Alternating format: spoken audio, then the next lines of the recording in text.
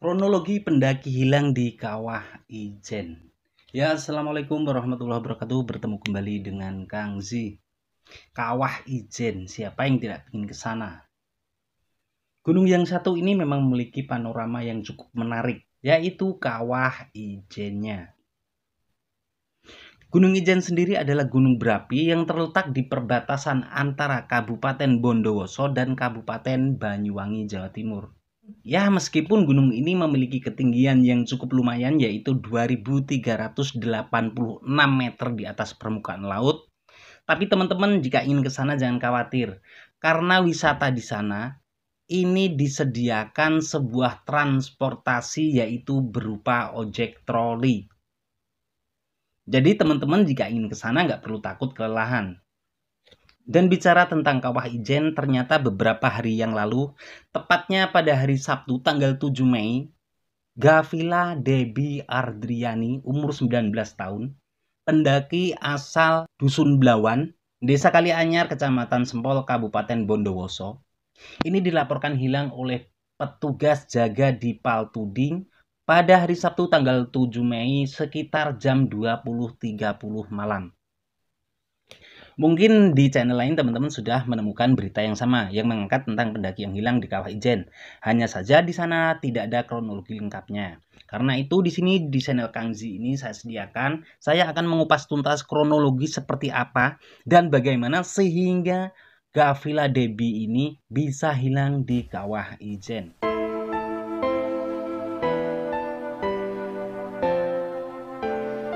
Jadi untuk kronologi lengkapnya ya teman-teman, sebenarnya Gavila Debbie Ardriani ini melakukan pendakian ke Gunung Ijen ini tidak sendiri.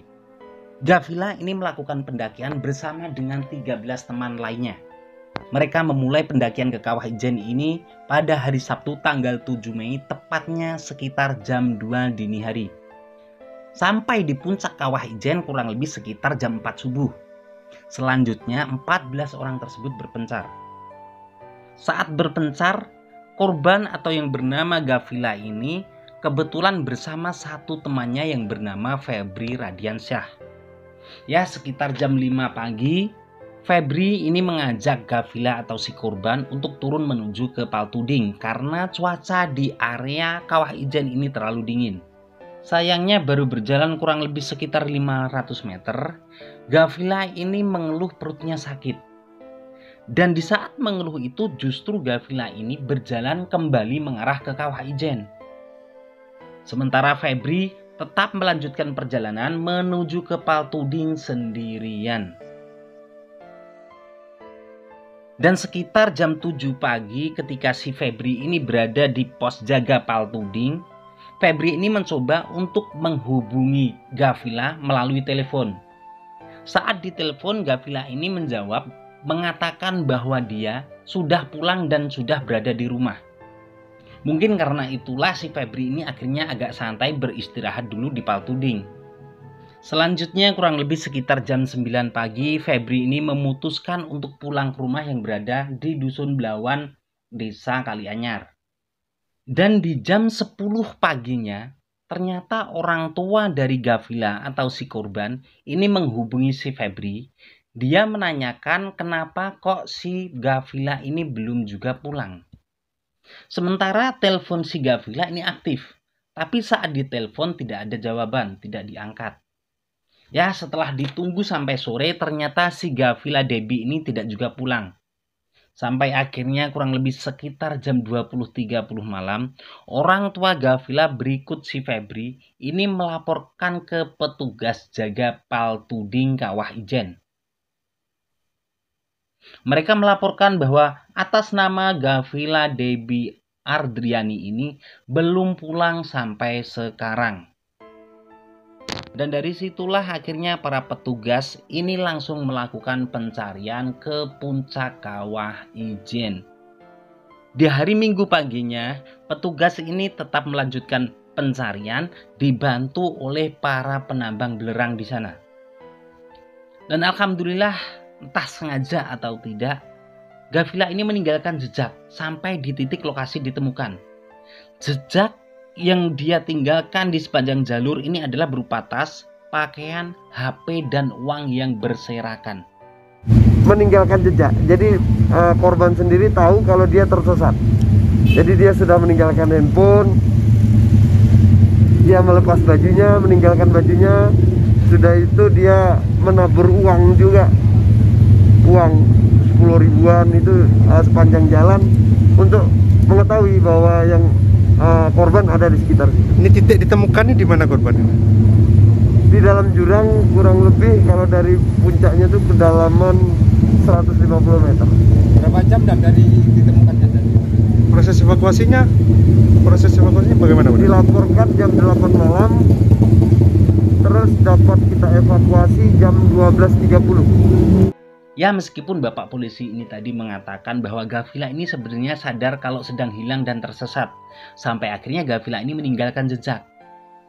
Tapi kalau menurut saya berbeda. Bisa saja yang terjadi di sana adalah Gafila ini mengalami hipotermia, sehingga dia tidak sadar barang-barangnya ini pada jatuh di jalan. Kenapa saya berani mengatakan kalau Gafila ini hipotermia? Karena pada saat ditemukan, Gafila ini dalam keadaan lemas dan menangis. Ditambah lagi pakaian yang dia gunakan, di bagian bawah ini hanya menggunakan celana, sedangkan bagian atas ini tanpa baju. Dia hanya berselimutkan sarung. Logikanya adalah jika memang saat itu cuaca di Kawah Ijen ini sedang dingin, kenapa justru Gafila ini melepaskan bajunya? Bahkan dia hanya menggunakan sarung. Ini jelas tanda-tanda hipotermia. Namun yang sedikit ganjil di sini adalah Gafila ini terus menangis dan meracau. Sampai akhirnya salah satu petugas ini berinisiatif untuk mengumandangkan azan di telinganya Gafila ini. Entah kenapa saat dikumandangkan azan berikut iqomah, justru Gafila ini tambah menangis dan meracau.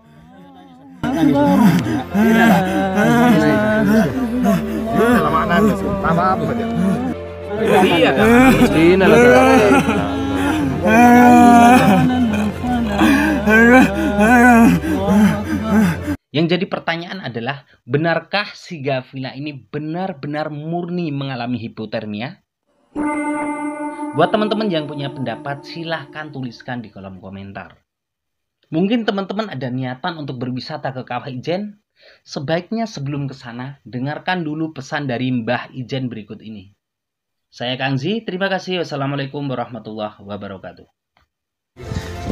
Untuk pesan untuk semua para pengunjung, naik ke Kawah Ijen, jangan mabuk-mabukan, jangan ngepil, jangan uraan. Gunung juga butuh kesopanan. Itu pesan dari Kawah Ijen. Salam Kawah Ijen.